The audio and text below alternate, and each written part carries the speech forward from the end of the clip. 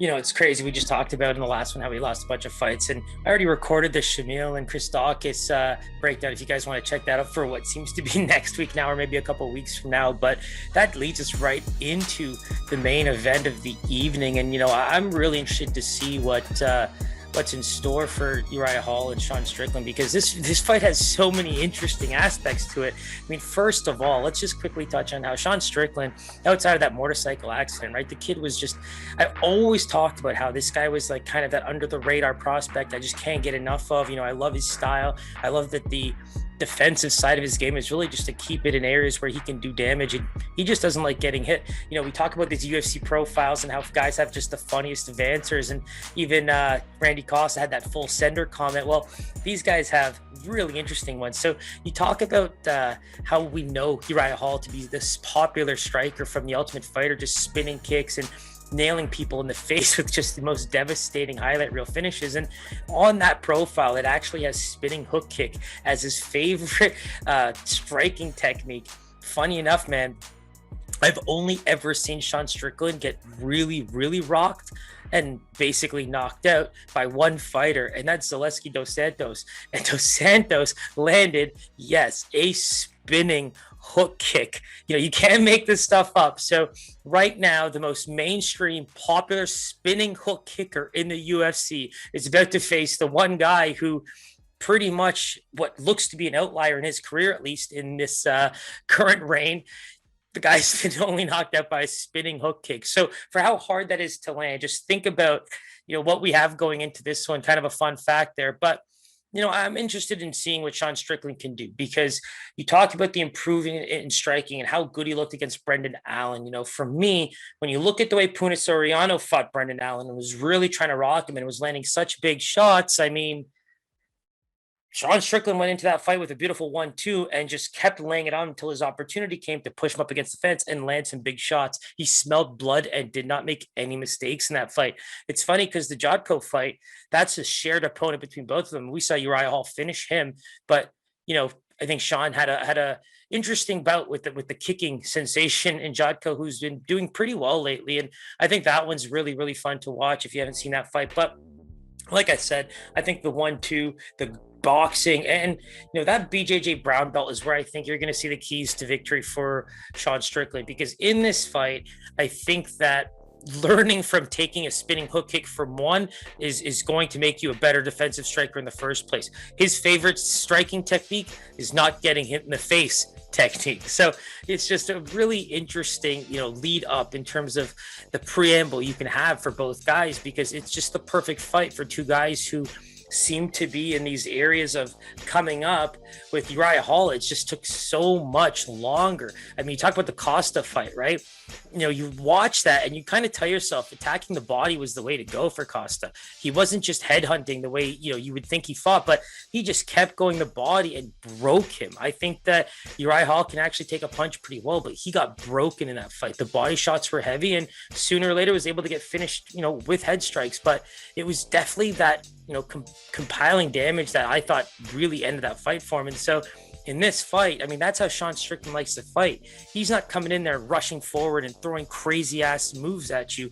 He's coming in there pretty technical, looking to not get hit, throw some 1-2s, look for areas where he can kind of outpoint you, land big shots, and if he can finish, he'll take that chance. We saw in that Antonio Carlos Jr. fight with Uriah Hall, man, that was a very close split decision. And it comes from just the amount of control time and groundwork that Antonio Carlos Jr. was able to do. That third round is one of the worst rounds of fighting I've ever watched, just because a guy had the back take and just nothing happened for 4.5 minutes in that.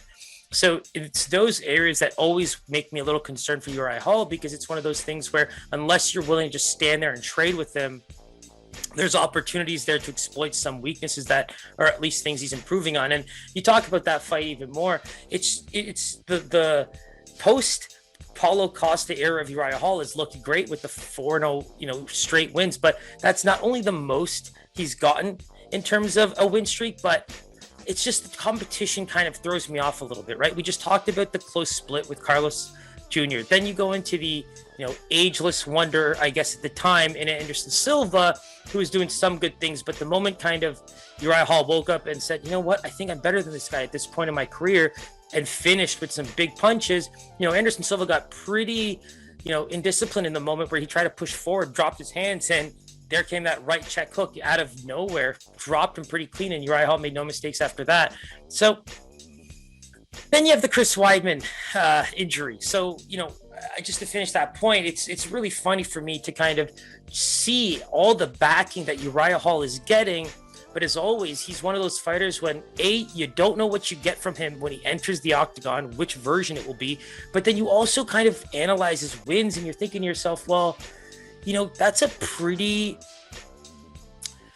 favorable 4-0 record when you think about the guys he's got to face at what points of their career. The moment he faced Apollo Costa, it was a tough bout for him, and he looked great in some moments, but the body damage was too clean, and even the kicks were doing real big damage for him. So going into the Sean Strickland fight, it's like, if Sean's able to get this fight into those dirty areas like the fence work and getting it to the ground and even exploiting some of those, brown belt BJJ at the time, when he made that profile, I would say that this guy's really looking like the favorable fighter when it comes to groundwork.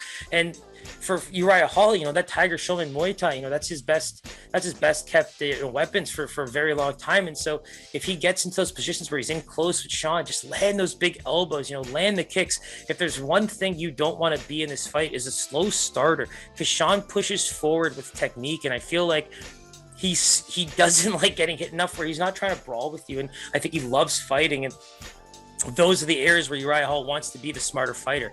Stay with the technique style, because that's going to get you to the areas where you can win.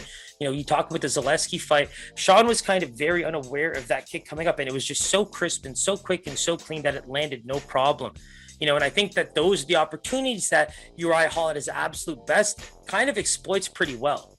So that's where I'm seeing keys to victory for him. And it's very much avoid the ground, fight similar to the Anderson Silva fight, but look for those big shots. Look for those, Muay Thai opportunities where you can land something clean on a guy who very much can eat punches, landing the kicks, landing the elbows, and landing it with power is very much where I think you can put Sean Strickland off of his game, because as that guy who's going to go in pretty confident with the BJJ and that improving 1-2 that really did made him look really good against Brendan Allen, those are the things that are going to stand out to me. I think that if Sean Strickland can stand with Uriah Hall, and if Uriah Hall goes into that fight as, his one of the versions that seems to be a slow starter then picks it up, I don't think he's going to have the time to really make up for it with a guy like Sean Strickland, who I think can go 5 rounds, no problem.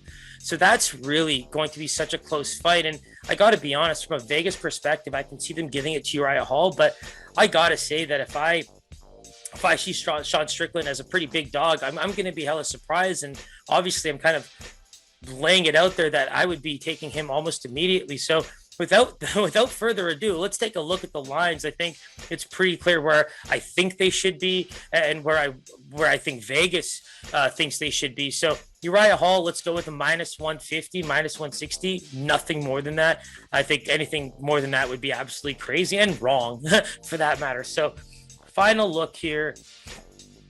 Oh, wow. So there it is, man. Vegas is definitely giving Sean all the credit in the world. It looks like he actually opened as a -225 favorite and is actually pretty much sitting right there. We've seen some people lower it to about a -220, -210, but outside of that, Uriah Hall opens as a +180 and still hovers around that +180 mark. You got some +160s, but the +170 to +185 seems to be the going price across the board. And so for me, pretty obvious where I think that fight's going to go. I think I did a pretty good job here of kind of even giving you any of the preliminary leans I've got going into the weigh-ins, going into the rest of the week. But I hope we don't lose any more fights. As I said, Munir Laziz and Nicholas are moving up to the main card as the co-main event. So probably some shifting going on here. It's pretty nice that they had 14 fights booked before I actually started this. So they should be able to have some come and go if they need to. But I think it's going to be a fun card. As always, it's going to be the guys that you might not know so well, but that's why we're here. We're here to help you get to know them. Hopefully you enjoyed the show. Look forward to the fights this week. And as always, don't forget to hit that bell, hit subscribe, follow us on Spotify. Hopefully we can get to that 1,000 mark to start sharing our picks here on YouTube and maybe even find a way to get them up on Spotify for some of those listeners. But as always, appreciate the support. Till next time, peace.